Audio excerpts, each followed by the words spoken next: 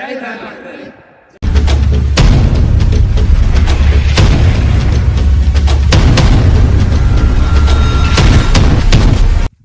नमस्कार दोस्तों, मैं हूँ चोपड़ा करण।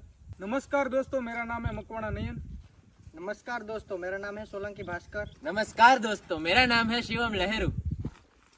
नमस्कार दोस्तों, मैं हूं प्रफुल्ल भट्ट।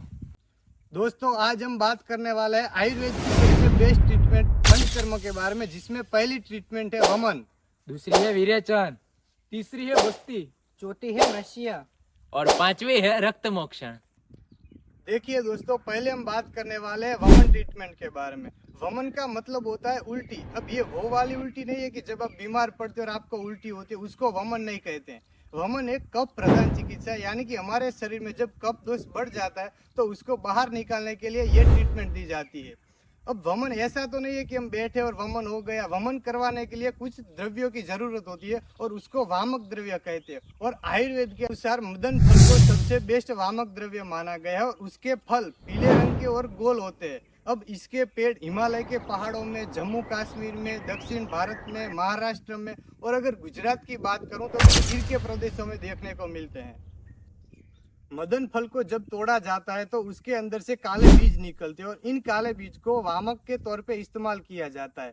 इन वामक द्रव्यों को छाछ, घी, मक्खन के साथ हमारे शरीर में लिया जाता है, जिसके बाद वमन होता है। लेकिन अब आपके मन में सवाल आया हुआ होगा कि अरे भाई, ये सब तो ठीक है, लेकिन वमन करवाना किसे चाहिए? तो देखिए, जिनके शरीर में कफ दोष की प्रधानता बढ़ गई है, या फिर जिनको अस्थमा, डायबिटीज, टीबी या फिर नवज्वरा जैसी बीमारियां है, तो उनके लिए तो ये वमन सबसे बेस्ट ट्रीटमेंट है। जो गर्भवती स्त्री है या फिर जिनको हृदय के संबंधित बीमारियां है या फिर जो वृद्ध लोग हैं, उन लोगों को वमन ट्रीटमेंट नहीं दी जाती है। तो अब मैंने आपको वमन के बारे में सब कुछ बता दिया। तो ये है पंचकर्म की सबसे पहली ट्रीटमेंट, वमन। नमस्कार दोस्तों, मैं आपको आज विरेचन के बारे में बताना चाहूँगा। विरेचन एक पित्त दोष के लिए श्रेष्ठ प्रक्रिया मानी जाती है और जिन लोगों को फ्रीज, ज्वर और गाउट जैसी बीमारियां होती है, उन लोगों को विरेचन की ट्रीटमेंट दी जाती है।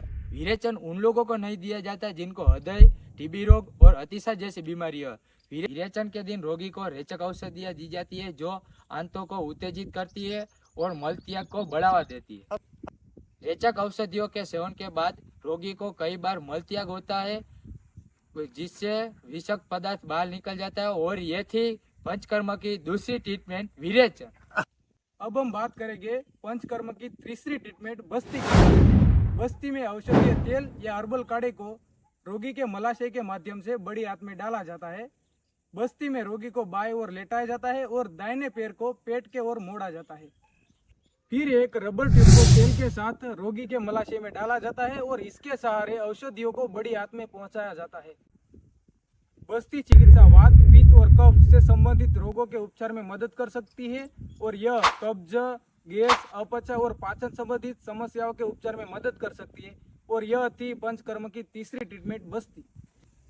अब हम बात करेंगे पंचकर्म की चौथी ट्रीटमेंट के बारे में, जो है नशिया, जिसमें नासिका के अंदर आयुर्वेदिक तेल रस डाला जाता है। नस्य चिकित्सा में व्यक्ति को पीठ के बल लेटाया जाता है और सिर को थोड़ा सा ऊपर की तरह रखा जाता है।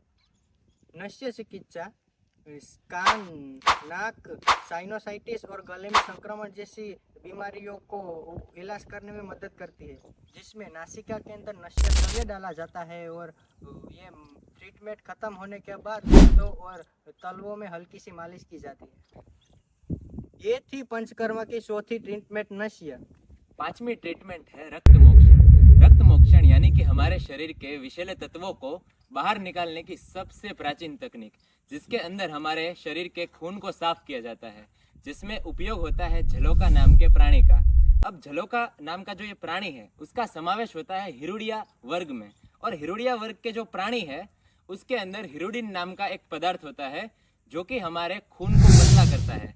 अब जब किसी को रक्त मोक्षण दिया जाता है, उससे पहले झलोका को हल्के वाले पानी के अंदर डाला जाता है, जिससे क्या होता है, ये जो झलोका होता है उसके शरीर की सारी सुस्ती यानी कि आलस दूर हो जाती है। और ये झलोका जो होता है उसके अंदर दोनों तरफ यूशक होते हैं, जिसके अंदर एक यूशक जो है उसका काम है हमारे शरीर को पकड़े रखना और एक यूशक है उसका काम है हमारे शरीर से खून को चूसना।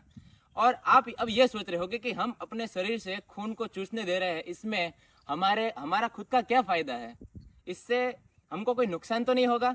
तो आपकी जानकारी के लिए मैं बता दूं दोस्तों कि ये जो जलोका है वो हमारे शरीर से सिर्फ अशुद्ध खून को चूसता है।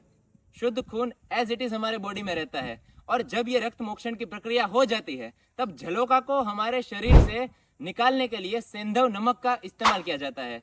और ये जो जलोका होता है, अगर किसी ने रक्त मोक्षण में उसका उपयोग किया है तो उस जलोका को अगले 7 दिन तक किसी भी रक्त मोक्षण में उसका उपयोग नहीं किया जा सकता। और ये जो रक्त मोक्षण है वो करवाना किसे चाहिए?